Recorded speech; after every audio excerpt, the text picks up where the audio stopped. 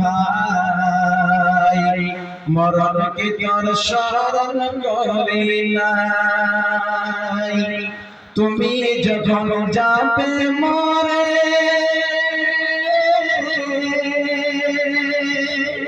নিয়ে যাবে খাটে করে